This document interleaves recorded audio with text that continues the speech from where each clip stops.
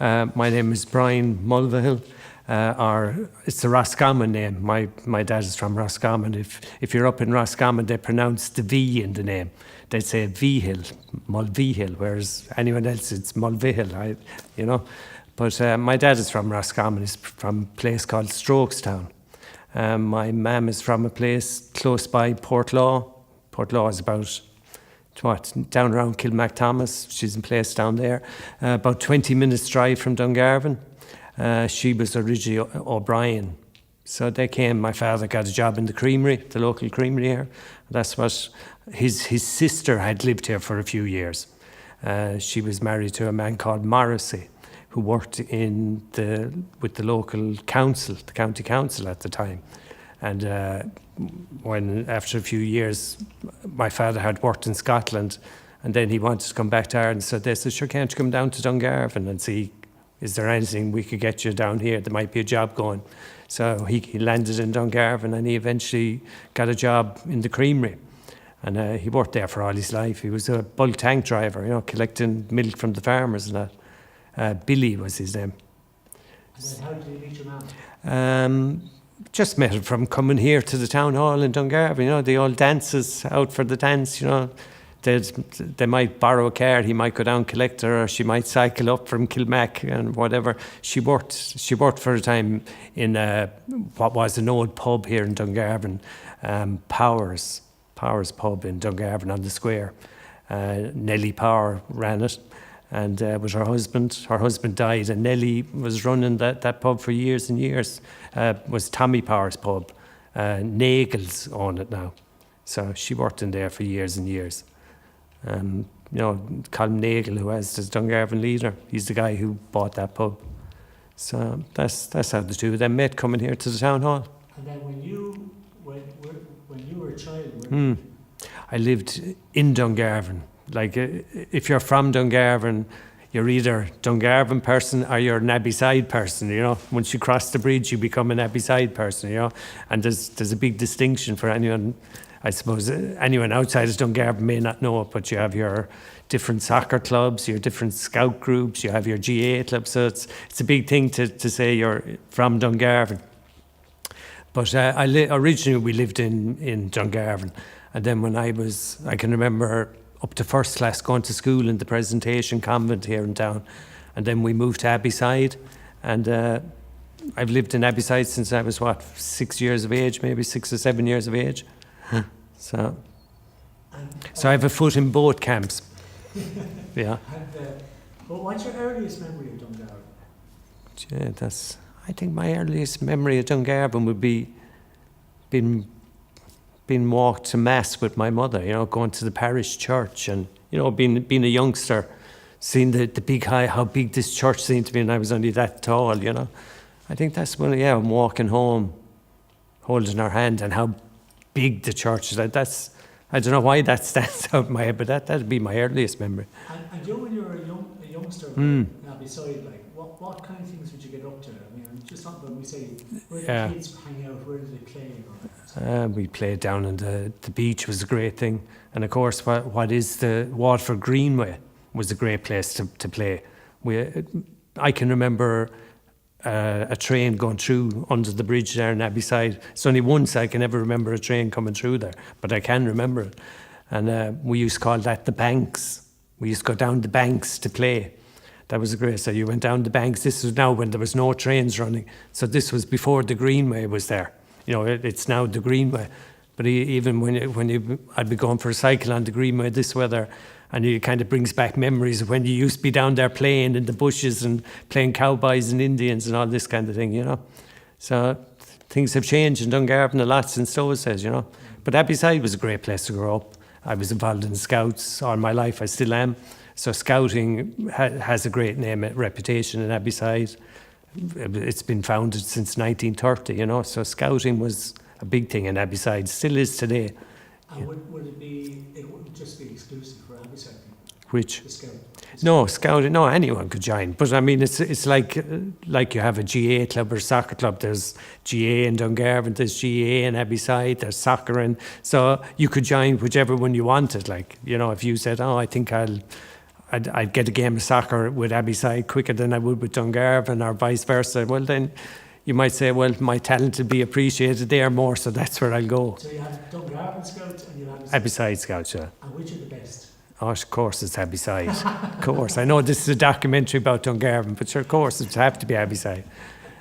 And but Abbeyside have won a lot of awards over the years, haven't The Scouts, they did, yeah. They won the Melvin, which would have been the premier competition, you know, for years. Yeah, they did. Yeah. I haven't won it for a few years now, but yeah. But then there's more to scouting than competition. Like, you know, it's all about making friends and, you know, meeting people, going out, finding new places, exploring, learning, you know. It's about developing the person, you know. It's not just about competing to win something, you know. It's much more than that. But also appreciating the countryside. Yeah, of course it is. Like, yeah, that's what scouting is all about, getting out in the outdoors and, you know, learning how to survive. And, you know, it's always a great thing. People had always said, God, if it wasn't for the Scouts when I became a student, I'd never have survived. At least I know how to cook a dinner or something, you know. You don't just live on a tin of beans kind of a thing, you know. So. And so when you went to primary school, where did you go? In Abbeyside, yeah. Okay. Yeah. And then secondary school? I would have went to the Friary College, you know, the St. Augustine's. So I went there until I went back. This would have been the time of you do your cert in third year, then you go back and you do your leaving cert. But I can remember I went back to fifth year for 1 week, and then I got called for an interview. In the summer, I had put in my name for a job in the glass factory, and I went back to school, and then I got called for an interview. So a week later, I left school. 15 and a half years of age, you couldn't do that today. You'd be up in court, or the business would be up in court for offering a full-time job to a 15-and-a-half-year-old, you know. But then that was the age that most people would have started in the glass factory. It wasn't unusual, you know. That would have been the time that they took on apprentices at that age, you know. And did you know many lads in the glass factory? I didn't, no, to be honest, no, I didn't. No, it was just, I couldn't even say it to you today what put it into my head that you wanted to join the glass factory. I just thought it was something I knew, say, for example, I didn't want to be a mechanic or an electrician. I knew what I didn't want to be like, but I couldn't say 100% what put it into my head. And what was it like going in the first day? You know? It was like, as I said, we were all children, really, you know, so it was really like going back to school again, and you were meeting the new teachers and the headmaster and all this. So it was like starting school. It was like going into a new school, if you like. You know, you were the new kids, and you stood out like a sore thumb because you had all these grown men that you were working with, and here's all these 15, 16-year-olds coming in to do some work. You know, so it was strange that way. You know. And you were a cutter, by I started to cut. There was two types of cutters. You were either a flat cutter or you were a wedge cutter. The majority of cutters were wedge cutters. Flat cutters would have worked on stems, say, of glasses. You know, instead of having a circular stem, you'd have a multi-sided stem. So that was the kind of work that flat cutters were doing. But the majority of guys that were taken on became wedge cutters. So that meant you cut the whole range of crystal, learned the whole range of designs, you know.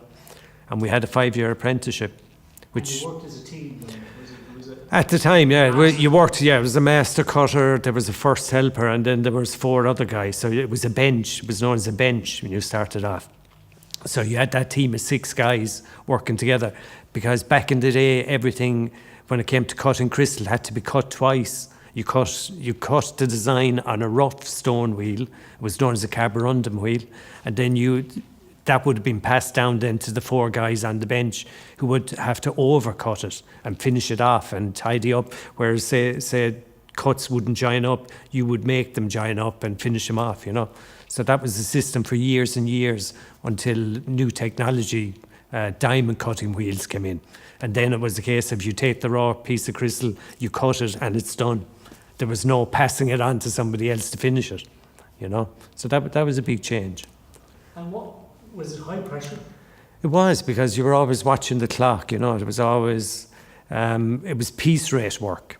So, you know, in order to earn your money, you had to produce X amount. So the more you produced, obviously, the more money you got. If you came in, you had a bad week, the end of the following week you were going home with less money in your pocket. So it was, you were constantly watching the clock, you know. And I mean, I suppose, what was the good side of working in the classroom?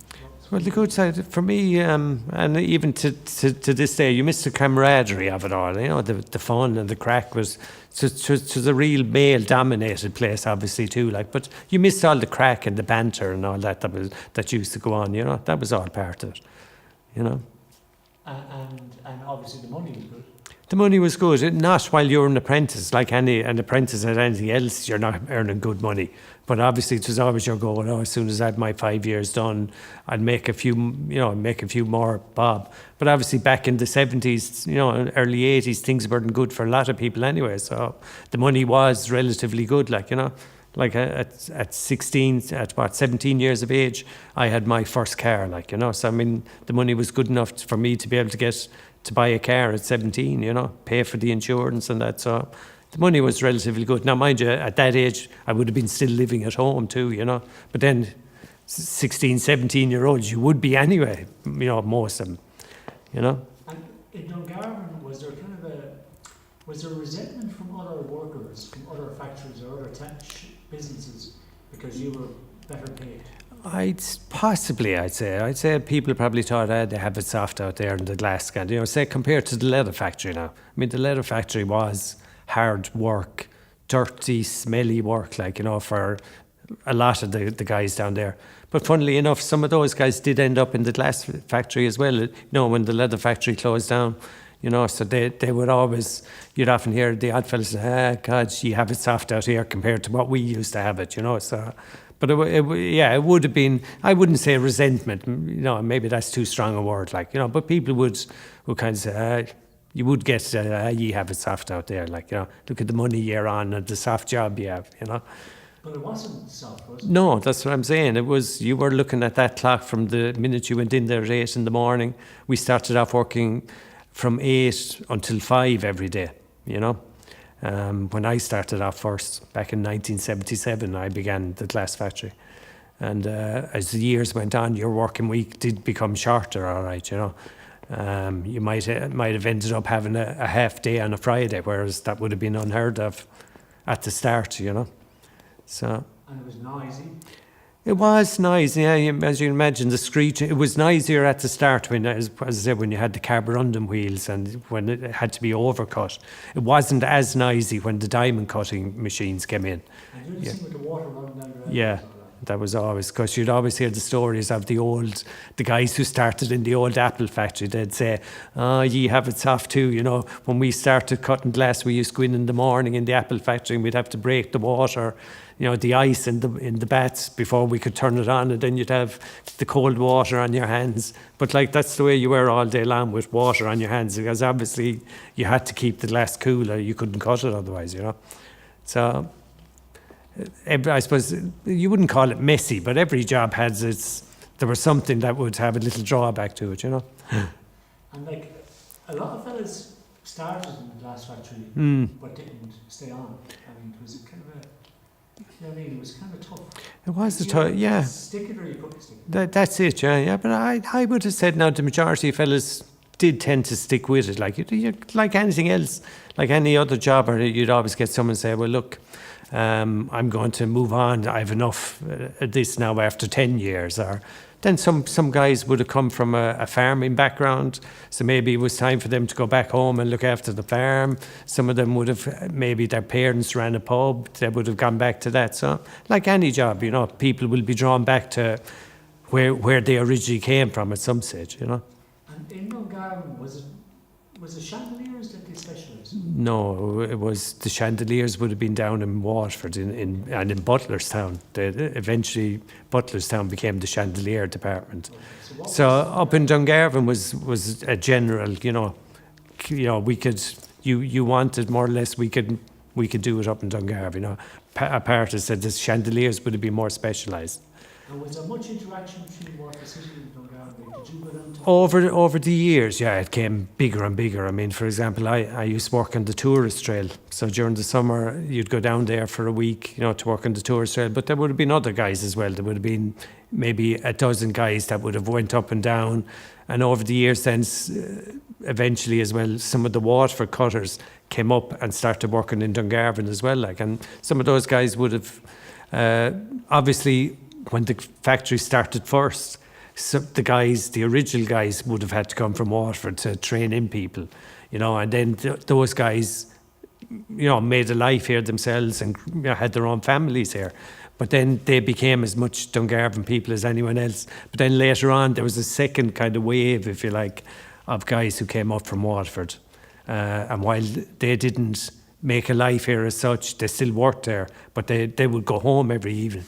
Obviously, a lot easier to travel back down the road, with all the infrastructure that's there then, And like at its height in Grattan, how many people worked there?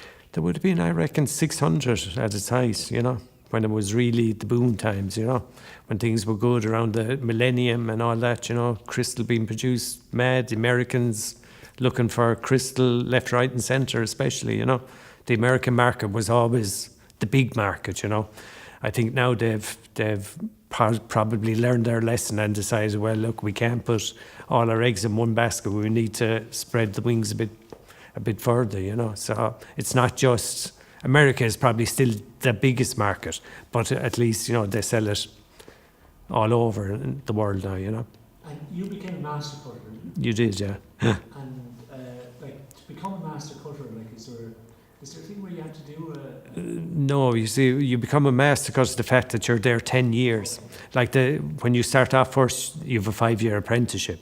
So you cut a particular kind of bowl after 3 years, you cut another one after 4 years, and after you do what's known as your apprentice bowl, which would be a very complicated bowl with all the cuts that you've learned over the years and all the cuts that you will need to produce any piece of crystal will be all in this one bowl. And if you can do a good job on this, your name is engraved on the bowl and it's presented to you and you're no longer an apprentice. But then in order to become a master cutter, you have to be there another 5 years. So there's not a particular thing you had to cut to show you were. It's by virtue of the fact that you've working here so long, you've worked on all the other pieces, you know what to do, you know how to do all these. And then when it closed, what was that like? Sure, that was a real bomb to hit the workers. There would have been tears. There would have been, people really didn't see it coming. Because things were going so well, and there would have been stories. Oh, we hear it mightn't be going well, and it's going to close. And we were saying, people would have said at the time, no, that's not going to happen. But it did. So that was a big bombshell, and as you can imagine, it said 500-600 jobs gone. The economy of Dungarvan would have been hit. I said all that, those 400, 500, 600 people, producing wages every week, coming into town, spending it. That was a big hit for any place to take. Particularly, I suppose, a small enough town like Dungarvan. People would have been wondering, what am I going to do next? Where will I go? What can I do? Especially if you're there 20 plus years, you're kind of thinking, well, at this age of my life now, what can I do? So that would have hit a lot of people, Yeah.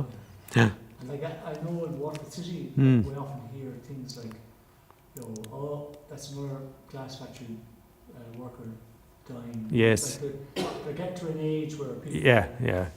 That's it now, yeah. But I mean, you were, in a sense, lucky that you were young enough to go on and have a new career. Well, as I said, when I started so young, 15 and a half, I was there for 27 years. And after that, then I went off. I used to work in America for the glass factory anyway. They would have a team of people that would go around America. All of those people, myself included, we've probably seen more of America than Americans themselves, because you could be on a plane in Little Rock in Arkansas tonight, and tomorrow you could be working down in Texas somewhere. You could be anywhere, New Orleans. What was that?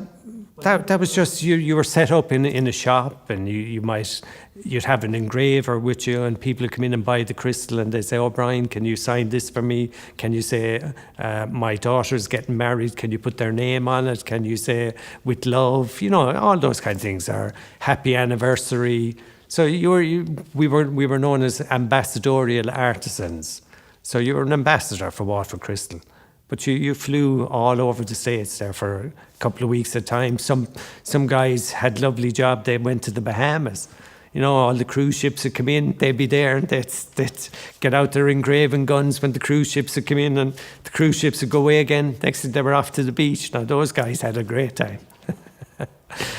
That was a good one. So that was a good one, yeah. So things like that. So I said I went off. I went to America after the glass. Just before I actually left, about 6 months before the glass closed down in Dungarvan. People said, "Oh, you must have had a crystal ball," and I said, "No, I didn't know. I was ready to go.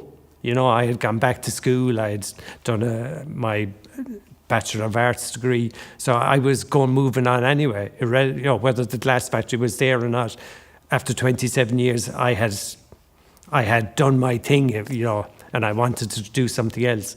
So 6 months later, after I left, the glass factory closed. I said that was a big bombshell. You know, I would have had sister working in there, and lots of people. It wasn't just a case of you working there, but there was always someone else. There would have been husbands and wives, you know, boyfriends, girlfriends, all that kind of thing. And just before we go on to talk about what you did afterwards, but just in relation to the glass factory, I mean, what's your memories? What sticks out in your head as regards the whole community of people there? You're talking camaraderie. Yeah, I mean, in fairness, the glass factory was always great. It was a great place for raising funds, doing fundraising events for all sorts of causes, you know. There were a couple of women that worked out there in particular were very good at raising money and kind of making sure that you put your hand in your pocket whether it was a Chernobyl thing or, you know, those kind of charity events came up. There was always that kind of camaraderie there, and people got together and they could see, well, look, if I can help somebody else, sure, why not, you know? It always had a great reputation for that, you know. And did Dungarvan have its own social centre as well? It had, yeah. It had a social and sports club there. People could go out and you could play squash, you could go out and play tennis. They had a pitch out there, a soccer pitch there. So there was that social gathering too. Squash was a big thing for a good number of years in Dungarvan, you know. You had mini squash courts, you had the crystal squash court, so there would have been a good rivalry there between people as well, you know. And was there blowing section? There was, yeah, blowing and cutting. Yeah, they would have been the main parts of your factory, you know. But you didn't have tours in No, there was no tours. Dungarvan was just there on its own and did its own thing, you know. The first time, we put a committee together to celebrate 30 years of Waterford Crystal. And one of the ideas at the time, this was in 2002, was to say, look, could we get the families to come in and have a look at the glass factory? Because most of them, if your wife or husband would come along, drive up to the gate, you'd say, good luck, see you this evening, and off they went, and they never saw the inside of the factory. So that was one of the things we did when we were doing that big day of celebration. We said, could we at least get families to come in and have a look around and see, for the last 30 years, I'm dropping Johnny at the door. Let me see what he actually does in there. So that was a big thing, you know. And was that now? Yeah, it was, yeah. We made a video of it, and it was great, for other people to see, you know. Because, I mean, I know there would be a big emphasis on security as regards to stuff being wrong. Yes, yeah, that would always be the case, yeah. Yeah. I mean, was there any funny stories or not? Well, we all have funny stories. I'm not sure if I could put them out there, as they say. You know, let's just say sometimes people walked out that gate with a funny limp. I put it to that way, you know.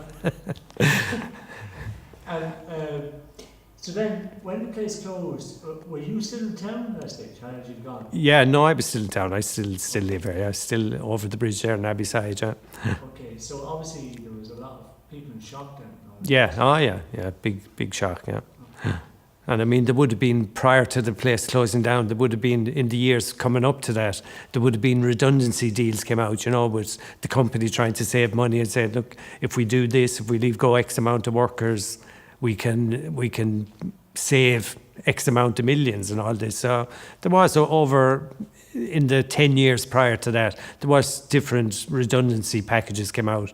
So some people would have availed of it. Some people say, yeah, look, it's time for me to go. If I have a few grand in my pocket, I can set up my own business. And a lot of people did that too, you know. So the workforce started, you know, getting smaller and smaller, you know. But there was still several hundred there when it closed, you know, back then. So it was still a big shock, you know. Yeah. And a disaster to a small town. Yeah, of course. Yeah. And I mean, would you have seen it physically? Would you have noticed the actual lack of money around within a year or so? Well, people that I would have known and worked at, people would be more careful with their money, say. I mean, you'd have to ask that question of a shopkeeper. I'm sure they did. I mean, if people are saying to me, oh no, I better hang on to that, or I won't change my car, or I won't buy a pair of trousers. Well, yeah, of course there was, because people didn't know, well, okay, I have a few bob now, or I don't have any money. How do I survive into the future, you know?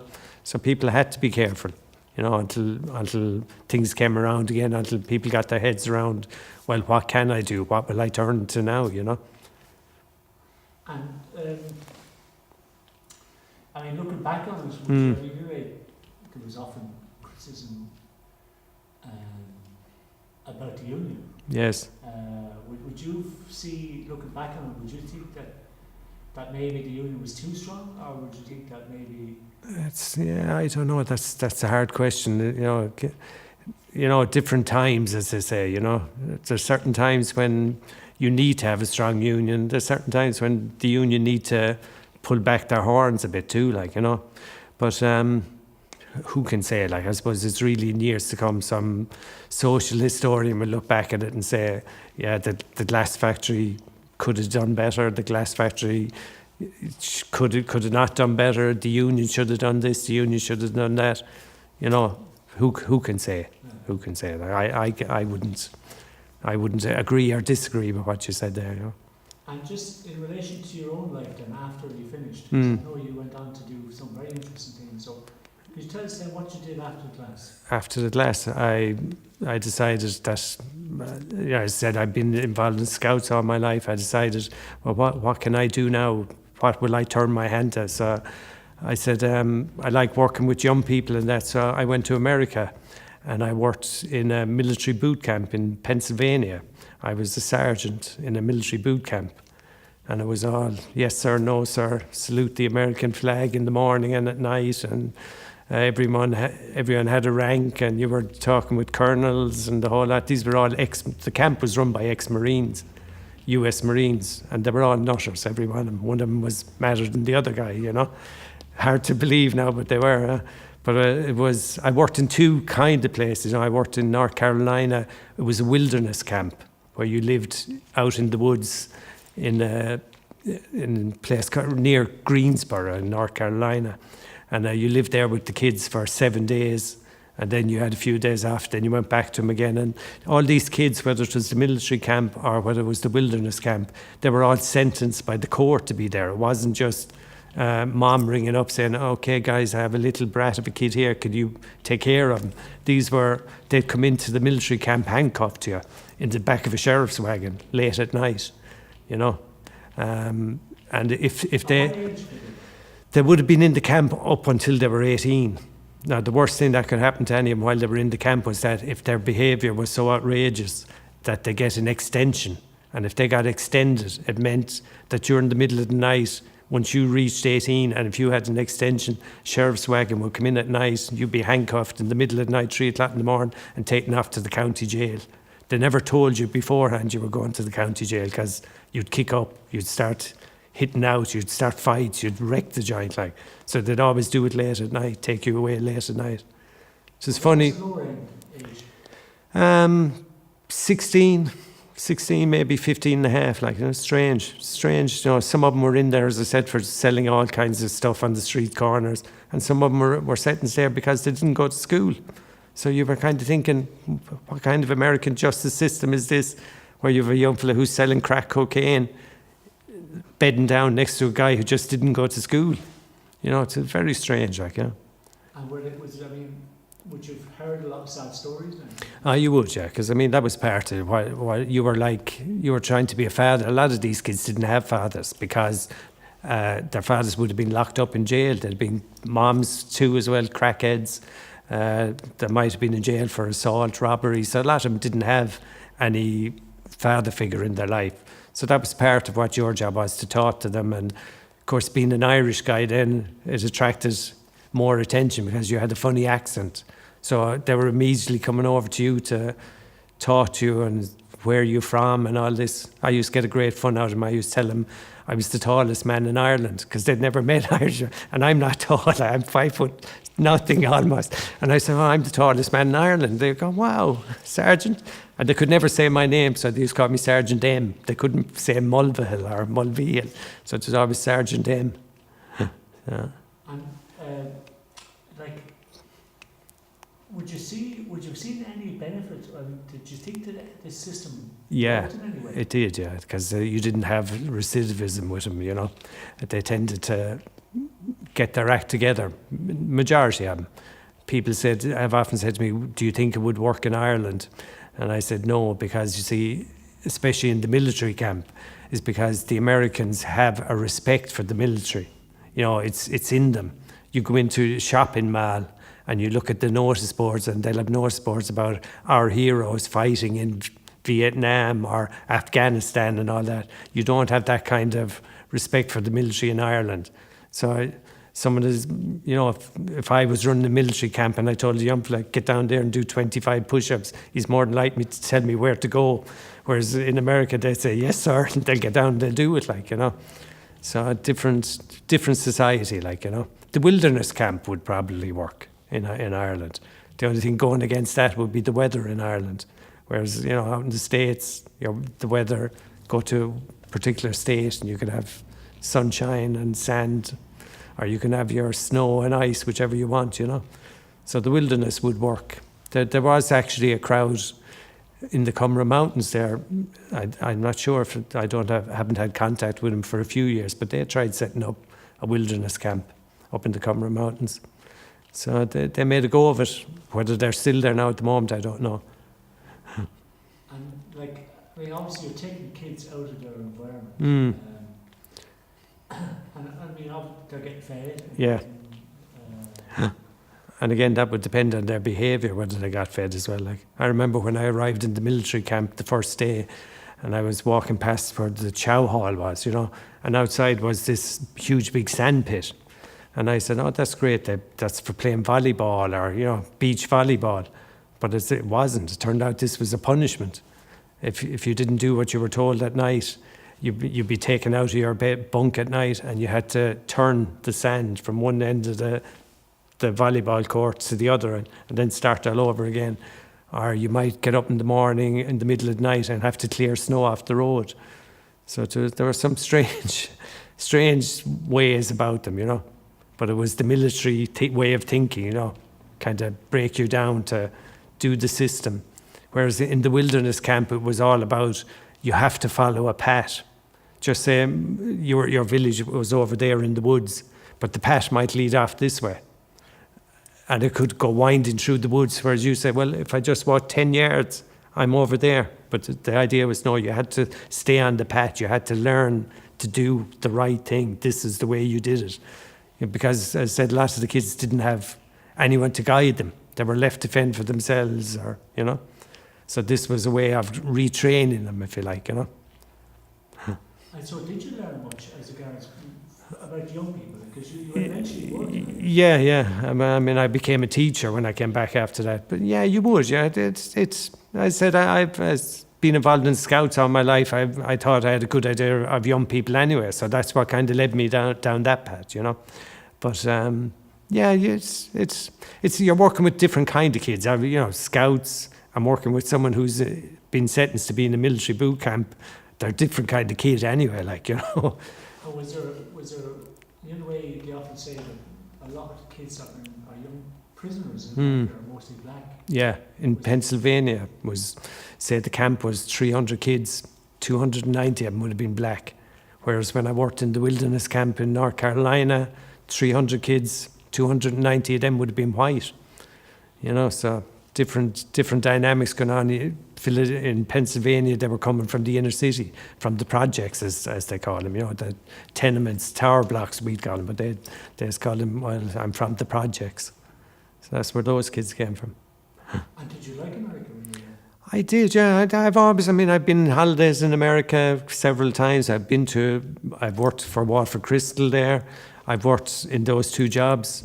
Now, if you were to ask me, would I do the job again? I would say no. I wouldn't, especially the military one. I wouldn't go back to that now, no. I saw it, I've seen it. No, I wouldn't ask to do that job again now. It was tough. That was a hard one, yeah. And so when you came back here, then you went to become a teacher? That's right, yeah. I had been studying part-time, It took me 6 years to do my degree because I couldn't just quit my job. I'd married at the time, I had family, so I couldn't just decide, okay, I'm going to quit my job and go full-time education. So I did, distance education. So that's why it took 6 years, because you were doing so many modules over the years, So I went back to school. I got my degree, history, psychology, and sociology after 6 years. So that set me up then to become a teacher. So. And what do you like about being a teacher? I just like something different every day. No 2 days are the same. You're dealing with people, all the time. There's always something going on, something different, And like you do work again with young people who would be a little bit outside the system. Yeah. I work for Dungarvan Youth Reach, and it's a small centre, as part of the ETB here in town. It used to be what's known as the old VEC. Now it's the Education Training Board. So Waterford, Wexford Education Training Board. So we have a small centre, 27 places, but we get kids in with us for all different kinds of reasons. They might be. Some of them would be known to the guards, as they say, and they might say, look, I need to get back on track here. Can I come down here and do my leaving cert with you guys? Some of them, school didn't suit them for 101 different kinds of reasons. Maybe they have dyslexia. There's so many different reasons. The kids we have are not there because they've done something wrong.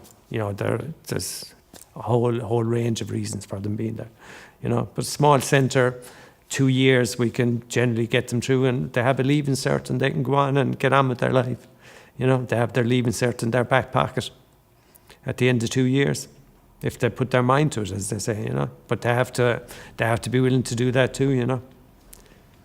And just to come back to just talk a little bit about Dungarvan. I mean, just about how much changed over the years. Yeah. I mean, what would you notice over the years as regards growing up here and how it's growing up here? Everything has got more. It looks newer, kind of. There seems to be so much development over all the years. Everything. It reminds me sometimes when you go to places in England, cities and that they have that old look about them, don't they? You know what I'm saying? They have the brick houses and. Whereas Dungarvan seems to have something happening all the time. It looks bright and vibrant. If you're ever sitting down there in the quay, especially this time of the year, if you're looking out over the quay or if you're having a quiet drink there with somebody, it's just a lovely place. You have the mountains in the background, the sea in front of you. If you like the water, I like the water. I like swimming, canoeing, and that kind of thing. So you have everything. It's really. I can understand why people get attracted to me. I mean, I know some people who moved to Dungarvan simply because they loved it. They thought this was a fantastic place to live, bring up their families, So. And do you think Dungarvan people appreciate that? I think they do, yeah. I think the more you go away probably and see other parts of the world of that and you come back to Dungarvan, you say, God, it's nice. What we have here is really nice, And I know obviously the Scouts go obviously up to Common Mountains and all that kind of stuff, but would you find that Dungarvan people don't grow up so much, even though I think, it's like the fellow said, what's on your back doorstep you don't tend to appreciate. But I think people are more. I mean, look at the the Greenway, for example. Now, I was just out cycling there this morning before I came in here to you, and the amount of people that would pass me on thing, and I go, that's his first time up on a bike. You can tell it, like, you know. So these people that are getting out and appreciating, and saying, well, if it's here, I'm going to use it, and they can appreciate it more, like, you know. Yeah, that's great. Just anything else Keith want to ask? Brian, is there anything else to think about that we should? Yeah, no, we got that. Anything else? No, I can't think of. Well, that was really interesting to get that glass factory story. Yeah. Because we've never heard about the Dungarvan. Yeah. We've often heard about the Waterford. Yes, as I said, we produced a book, like part of our celebrations, because we said, I came up with an idea. A fella had been talking to me, and he was telling me, when he first came up from Waterford to set it up, and the funny things that they used to get up to and do, and where they used to live. And I remember I said to him, I said, geez, somebody should write these things down, or it'll never be heard of or seen again, Who set up the Dungarvan? Who set up which? The Dungarvan plant. It was set up because of Waterford below. Like, there was guys came up from Waterford, helped set it up, to train people. No, because nobody knew. There was no history of glass making or cutting in Dungarvan. So somebody had to show how you do all this. I know, but why would Waterford Crystal decide to move? Because a lot of it, originally there was a story at the time that it was going to be set up in the Gaeltacht, that there was going to be government grants in that. But for whatever reason, it didn't happen in the Gaeltacht. So then it came to Dungarvan, must have made a play for it. And that's how it got there, But I don't know if you saw it. But that's the book that I'm talking about. I said we decided, I went around and I said to people, what about, would you come on a committee with me to produce a book? And that's what we came up with to celebrate 30 years of Dungarvan. They don't have anything like it in Waterford. Which is a pity now that the old Waterford Crystal is gone. There's nobody there to record their history now. And these are all stories of the people themselves. It's individual contributions from people.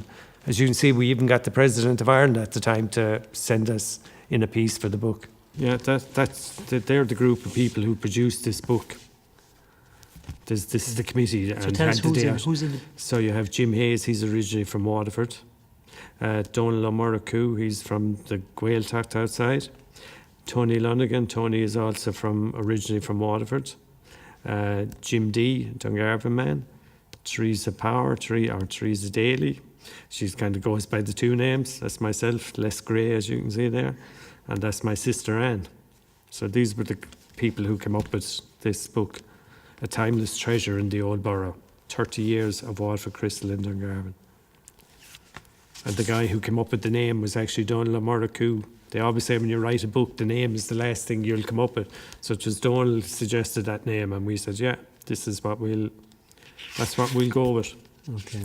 And as you can see, the inside cover here, we had the bridge we said represents Dungarvan, and coming together of Waterford and Dungarvan, and we have the two coat of arms in it there. The Dungarvan coat of arms and the Waterford. And there's lots of interesting pictures in it. Yeah, there's some interesting things there. Group shots and stuff. Group shots, yeah. As you said that we got at the time Mary McAleese. We actually invited her up to the do, but she said unfortunately she couldn't make it, so we sent her off a copy of it. But she sent on a letter to us, and we published it there. She has a copy, or there's a copy sitting in someone's. This is the last guy who, Peter Delahunty, he's the last guy who was the general manager outside there. Before him you had this guy, Pat McDermott. And then the main man who really kept the ship afloat over the years was Michael Holland. He would have been the manager out there. So you have, as I said, the book, it's all different stories. It's black and white. This was the old apple factory. This is a very poor picture there now, maybe to catch on film. But this is where the glass factory started first. All right. The apple factory is no longer there now. But this had asbestos roof on it, So in the summertime it was roasting hot inside there. In the wintertime it was freezing cold, So there's the sods being turned for the first time on the new site of Dungarvan. There's John Clark there. John used to live in Waterford. He used to cycle up and down to Waterford every day for work. He's still cycling to this day, I think. There you go, their first annual dinner dance in 1974. That was held up in the Hotel Manila in Clonmel. So the book just tells you, like, this is all about, what went into the making of the crystal, the raw material. This guy here, Paddy Hannigan, he would have been in charge of the blowing department for years and years. Everyone say, lovely man, tough man to work for, but a lovely man, And this would have been the very first piece of crystal blown in the blowing department, and he still has that out in his house. Paddy has passed on since. This one here is the official opening. You can see Taoiseach Jack Lynch, and he's shaking hands here with a guy who went on to become a photographer here in town, Pat Crowley. These would have been the very first apprentices in 1971. You can see the style of the 70s coming out there in some of them, So there's some interesting stories. There's will be some of the shots of the blowers at work in the blowing room.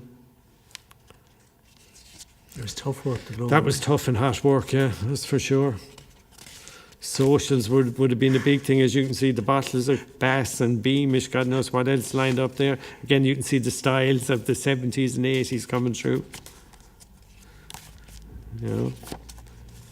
Noel Grant was this guy. Noel had the longest service in the last factory. He had something like 40 years service. It's a long time to work in a place. This guy here, John Keane, used to make the molds for the blowers. The blowers always blew the lead, the hot crystal, into a mold, to get the shape, or to help start the shape of it, So John is still working today down the glass factory in Waterford, still doing that same job, making wooden molds. Yeah? Wow.